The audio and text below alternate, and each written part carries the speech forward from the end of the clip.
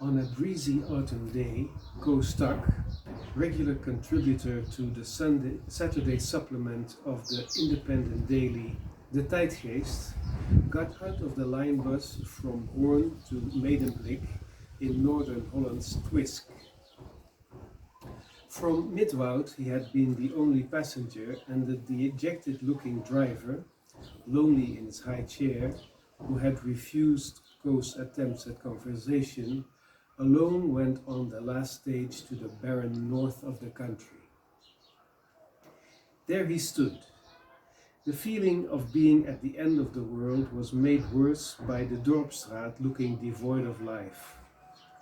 The only human element visible was a tractor on the horizon, moving like a snail along a straight dike. The wind drove grey cloud patches through the sky. Cartoonist Peter van Straten, who had to be interviewed for De Tijdgeest after having won a Lifetime Achievement Award, had explained to him by phone how to get from the bus stop to his house. He just had to walk straight ahead until seeing a cafe on the left-hand side across the street. It looks more than it is. Don't let appearances fool you, Van Straten had said. Was the mansion. Koos, while walking in the given direction, tape recorder in a plastic bag under his arm, the hood of his Monty coat blown in his neck by the wind, was musing which questions to ask the awarded cartoonists. Klaas-Jan Wortelboer, the deputy editor, had insisted on a lively human interest piece. The man inside Peter van Straten, Wortelboer had said. That's what interests our readers. What he eats, what he drinks, what does his wife look like, his house,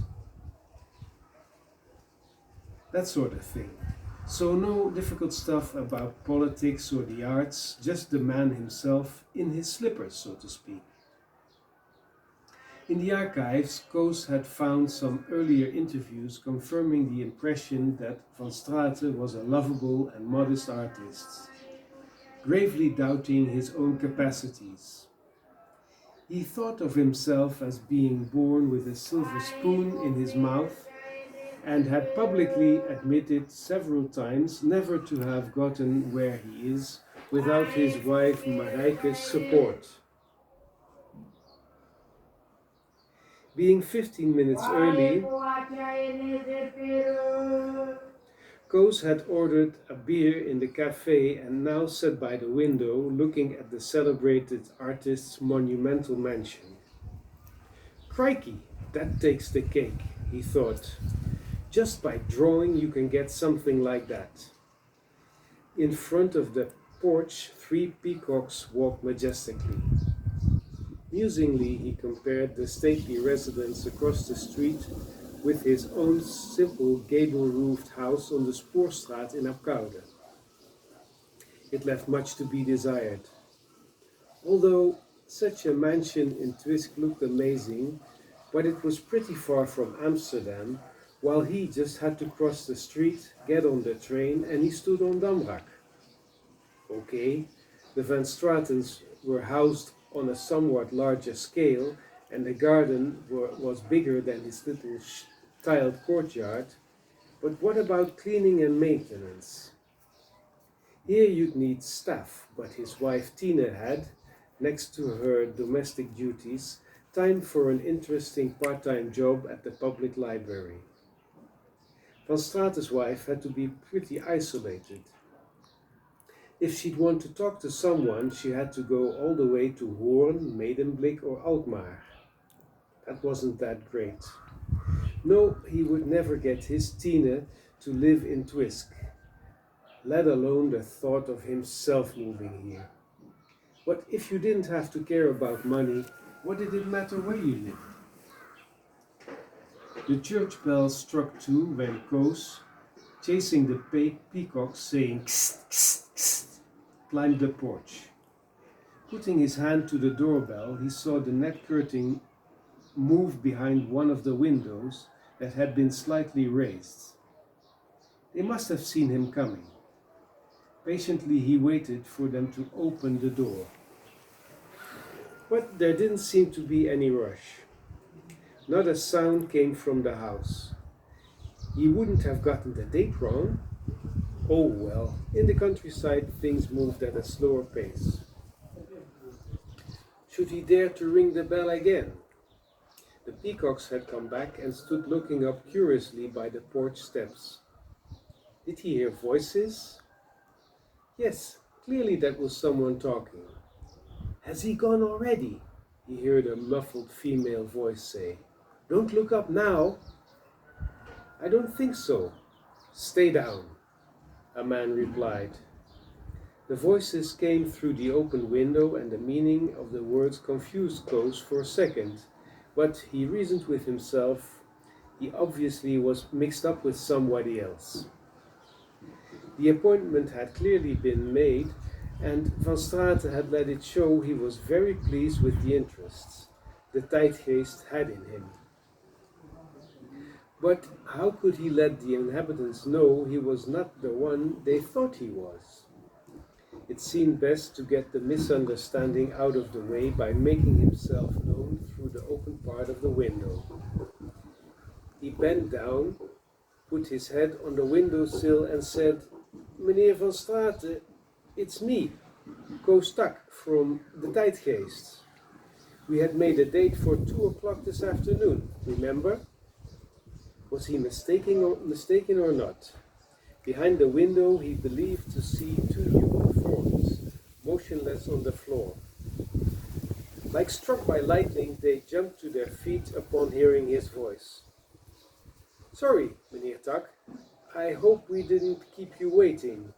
Just when you rang the bell, my wife lost her contact lens, said a gangly, bespectacled man with abundant curly hair, walking through the room. I will show you in.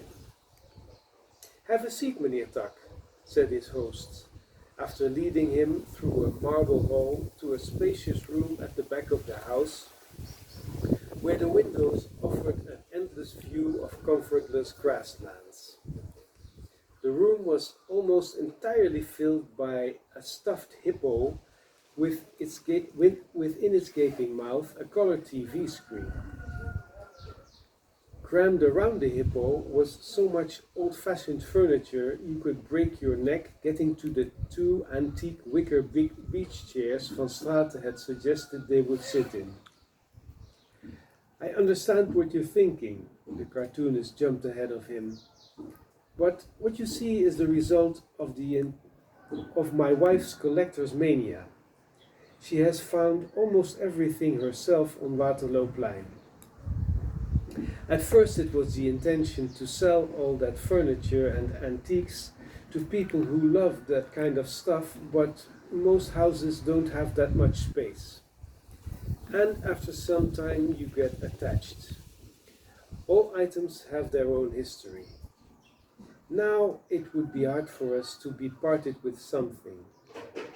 If you can help me remember, later I'll show you the true-to-life replica of the Graf Zeppelin we have hanging in our bedroom.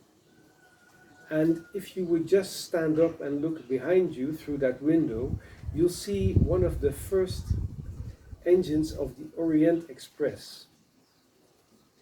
Although I have to admit the chimney is not completely original, but only an expert will see that. Or maybe you're not into antiques at all. Oh yes I am, Koos quickly said, after a hurried look at the iron monstrosity covered with a thick crust of petrified droppings of the fowl living in it. I collect wayang dolls. He just had 2 heirlooms of his Uncle Harry, who had lost his life building the Burmese Railroad as a prisoner of war of the Japanese, and these were in the attic because Tina found them scary, so you couldn't really call it a collection, but his host needn't know. Meanwhile, he had taken the tape recorder out of its plastic jacket and made it ready for the interview. Koos furtively looked at his diver's watch. It was 4:30. For him the interview could be over, but Van Straten was on a roll. In fact, I can't do anything right and I'm good for nothing. If I hadn't met all those people who would encourage me, I would have amounted to bugger all and might be still at pastry chef school. Somewhere in the beginning of the tape was the story of how Van Straten had become a cartoonist by coincidence. In the 1950s, he had been a scholarship boy from Arnhem at the Amsterdam Pastry Chef School, assigned to make a birthday cake for the famous Parool journalist Henry Knapp. Mrs. Knapp had placed the order at the school where they charged for ingredients and had whispered in the second-year student's ear her husband was a great animal lover, more especially cats. She would leave the details to his artistic vision. Van Straten, living in an attic room at the Tweede van Swindenstraat, was lucky his landlady's cat was shedding hair, so he could make the cat head sculpted from lard look very realistic by pushing in lumps of cat hair. To make it picture perfect, he had bought 2 pig's eyes at the slaughterhouse, so the head looked scarily real. Knapp had been so taken by this original decoration, he had a picture published in the paper, which in turn had made the editor take on Van Straten as a freelance cartoonist. I believe, meneer Van Straten, I have enough for my story now. Koos interrupted the torrent of words from his host, who had just started to explain why he always looked so clumsy to women. Oh, all right, the interviewee reacted compliantly. Good you're warning me.